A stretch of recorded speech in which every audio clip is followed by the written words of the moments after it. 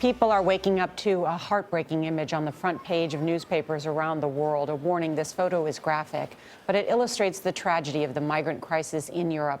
The body of a 3-year-old Syrian boy washed ashore in Turkey. He drowned as he was trying to reach a Greek island. This morning, relatives in Canada say they had been working for months to get the boy's family to safety. Hard to see that. Europe is struggling to deal with a flood of desperate families fleeing ISIS and war-torn countries like Syria.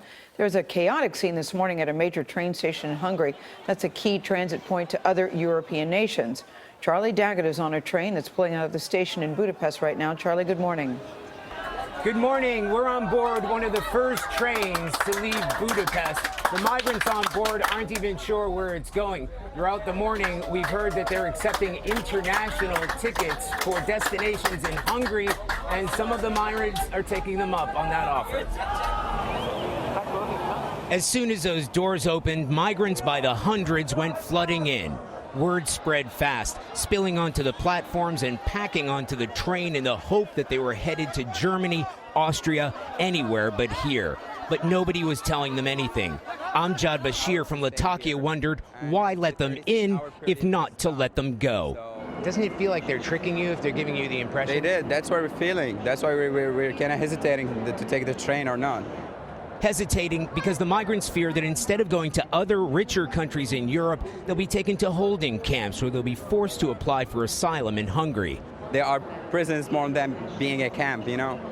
So if you have to make that decision, what are you going to do? I'm not going there.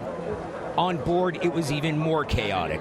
The heat and humidity of the packed train was unbearable. Families with young children and babies struggled for air. It was hard to keep the camera lens clear from the condensation. They're penniless, hungry, and exhausted.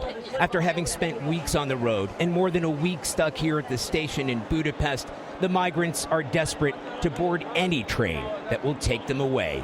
Like Hassan from Dara. This is my lucky day. Maybe it will not my lucky day. But I think it's my lucky day. Inshallah. I believe. But it wasn't Hassan's lucky day. He decided to get off that train rather than risk it. We're hearing reports that the trains are actually being stopped outside of Budapest, and migrants are then being ordered off the train from there. Now, where this train is going or what's going to happen to the migrants, we're about to find out. Anthony?